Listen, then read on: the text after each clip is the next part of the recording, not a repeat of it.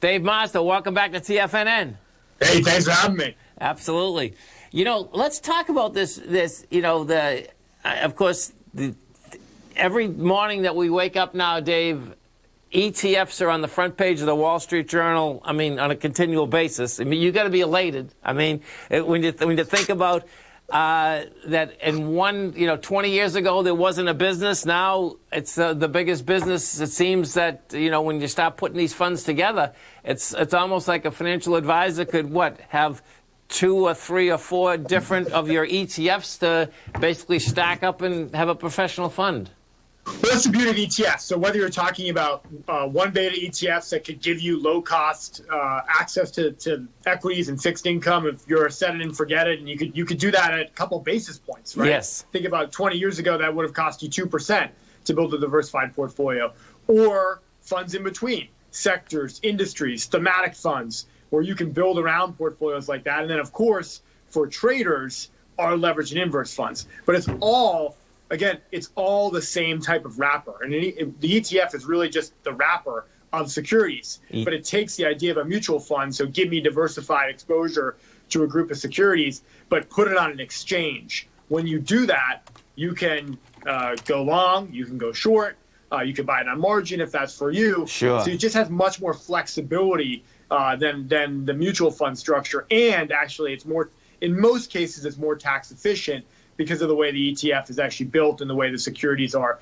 transacted in the portfolio. Interesting. So the ticker symbol that we're talking about right now, folks, is Moon, MOON. And so talk to me about this, because it's, we know going forward, the innovation of companies is pretty phenomenal.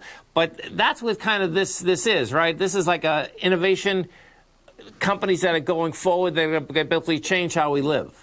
Yeah, it's solely focused on that. And it's interesting, Moon, if you were to look at the performance, you'd think it's one of our leverage funds. I know. But it's actually a one beta fund, up around 90% since we launched it in November. Right. So that's great. We know past performance isn't indicative of future results, but why has it done well? It's because it's focused on what many people are not focused on, right? We think about growth versus value, large versus small. This is 50 unique companies, whether they're the biotechs in the portfolio, industrials in the portfolio, that they spend more money on research and development relative to their sales compared to their peers, and they have innovative cultures and missions. And the way we find that is actually going out and scanning their 10Ks and 10Qs in a systematic way to say, hey, they talk more about these future projects that are going to change the world than their peer. All else being equal, you combine companies talking the talk, walking the walk. Yeah. We just take the 50 most of that and build the portfolio. That's pretty cool, man. I like how that works out. So, what's amazing, Dave, is that, so when we talk like regular securities, then we start talking about the ETF structures. But we are in a world right now, right, that, you can make substantial portfolios out of your ETFs. It doesn't matter what sector you actually want to go into. You start putting these all together, and you get yourself a leveraged portfolio that could be balanced across a lot of different sectors. Yeah, well, that's really interesting when we think about the traders who use our products. There are folks, and you probably know them, Tom, who only focus on the gold miners, right? Because you can look at those all day, right? However, we increasingly are seeing people kind of build a trading portfolio across sectors. So this year, semis have come on strong. So SOX L is the bull semi fund. SOX X is there. We're seeing people use those funds to ways they've never used before. Partially, of course, because of where performance and volatility has been there to take advantage of it. You do that.